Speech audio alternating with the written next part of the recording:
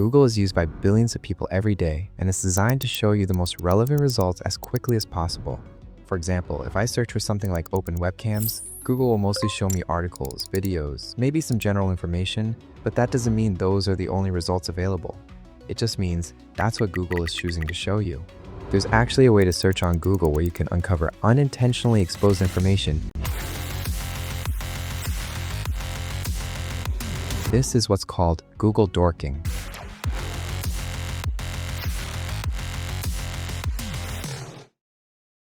Alright, let's start. Let's say we are searching for a laptop. Google will show results from thousands of different websites, which is fine for a normal user. However, as an advanced user, I want to isolate results from one specific website. To do this, we can use something called Google search operators.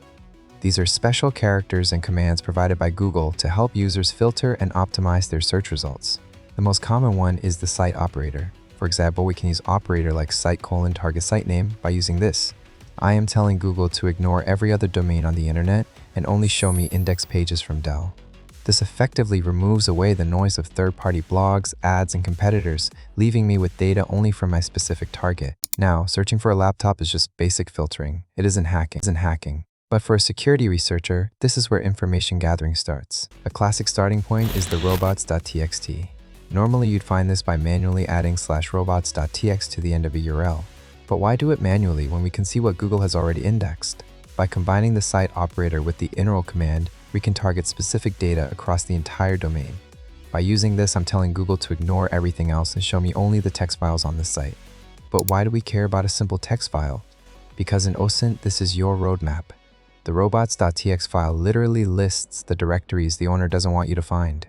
To a hacker, those paths are the most interesting parts of the server, but robots.txt is just the surface. You have to realize that Google indexes anything that's publicly accessible. That includes a surprising number of exposed systems, like IoT devices, web interfaces, and network-connected cameras. This happens because someone set up a smart camera, assigns it a public IP address so they can check it from home but forget to add authentications there. By using the intitle and inral operator, we can target the specific software headers used by these devices. For example, if I search for something like this, Google will show results containing cameras that are streaming their feed directly to a browser-ready page. And in the results, you may find the information that were never meant to be public online.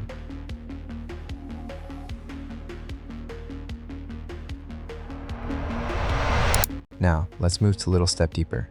As hackers, we aren't interested in the content meant for customers. We want to find where the staff and the developers log in. We're looking for admin portals. We do this by searching for specific footprints in the URL or the page title. A common dork is something like this. This tells Google to ignore the homepage, the blogs, and the ads, and only show us pages that have admin in the web address. But we can go deeper. If we want to find database management tools by using this dork, you will find the exact doorway used to control a site's database.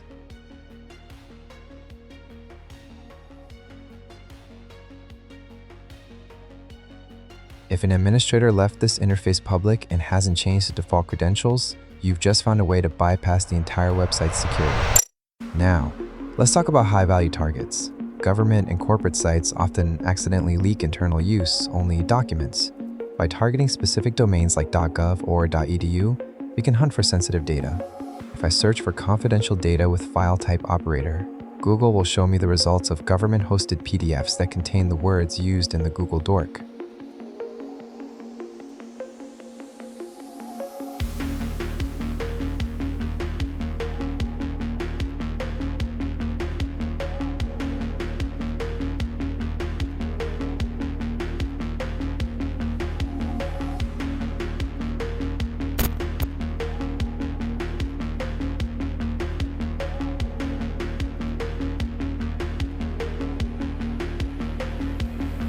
You make me feel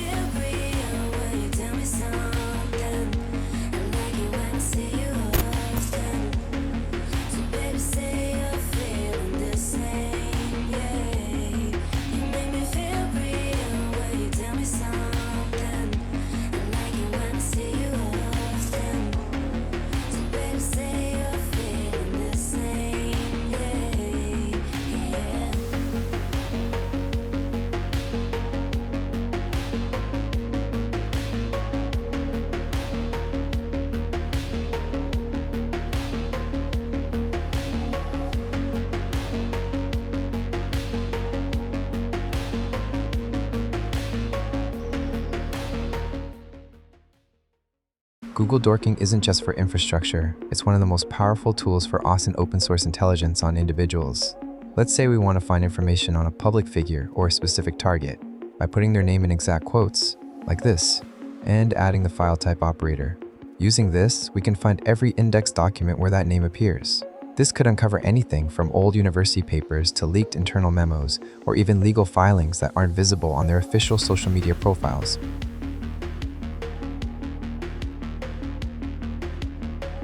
We can also use the negative operator to remove the noise.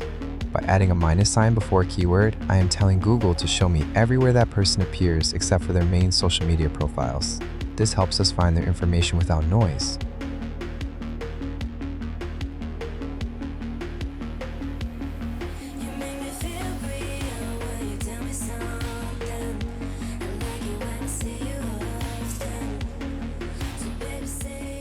For those of you interested in bug bounties, you can use dorks to find specific stacks or software versions that you know are vulnerable.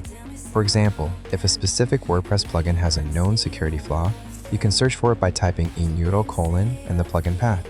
Google will then return a list of websites currently running that plugin. Instead of searching the whole internet, you've just generated a targeted list of potentially vulnerable sites that you can then test for exploits. Now, typing these dorks one by one is fine for a quick search, but if you want to be efficient, you need to automate. I actually found a brilliant project on GitHub while researching this video. It's a repository that contains a massive HTML file packed with multiple dorks. It's essentially a cheat sheet for hackers.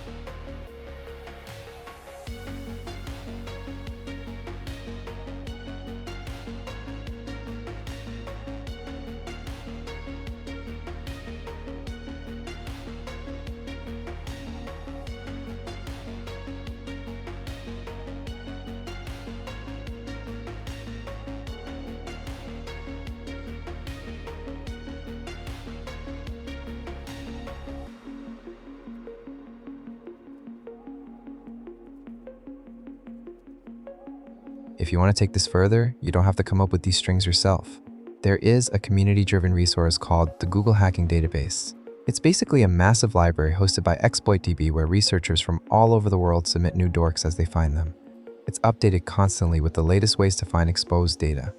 The dorks are neatly categorized, so if you're specifically looking for files containing passwords, vulnerable servers, or sensitive directories, you can just browse through and find the exact string you need.